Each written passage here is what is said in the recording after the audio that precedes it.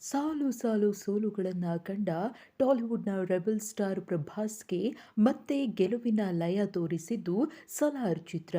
Salaar cinema ಕಳೆದ December 22ರಂದು release ಆಗಿ block buster hit ಆಗಿದೆ. ಸಲಾರ್ ಹಿಟ್ ಆಗಿರುವ ಖುಷಿಯಲ್ಲಿ ಚಿತ್ರತಂಡ ಈಗಾಗಲೇ ಸೆಲೆಬ್ರೇಷನ್ ಅನ್ನು ಕೂಡ ಮಾಡಿದೆ. ಇನ್ನು ಇದೇ ಸಂಭ್ರಮದಲ್ಲಿರುವಂತಹ ಚಿತ್ರತಂಡ ಕಟೀಲು ದುರ್ಗಾ ಪರಮೇಶ್ವರಿ ದೇವಸ್ಥಾನಕ್ಕೆ ಭೇಟಿಯನ್ನ ನೀಡಿದೆ.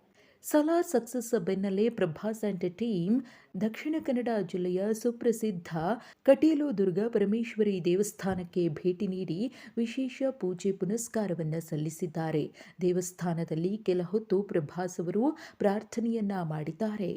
ಇನ್ನು ಪ್ರಭಾಸ್ ಅವರ ಜೊತೆಗೆ ನಿರ್ದೇಶಕ ಪ್ರಶಾಂತ್ ನೀಲ್, ನಿರ್ಮಾಪಕ ವಿಜಯ್ ಕಿರಂಗದೂರು ವಿಶೇಷ ಪೂಜೆ ಸಲ್ಲಿಸಿದ್ದಾರೆ. ಇನ್ನು ದುರ್ಗಾ ಪರಮೇಶ್ವರಿಯ ಆಶೀರ್ವಾದವನ್ನ ಪಡೆದ ಪ್ರಭಾಸ್ ಅವರಿಗೆ ದೇವಾಲಯದ ವತಿಯಿಂದ ದೇವಿಯ ಫೋಟೋವನ್ನ ನೀಡಿ ಗೌರವಿಸಲಾಯಿತು.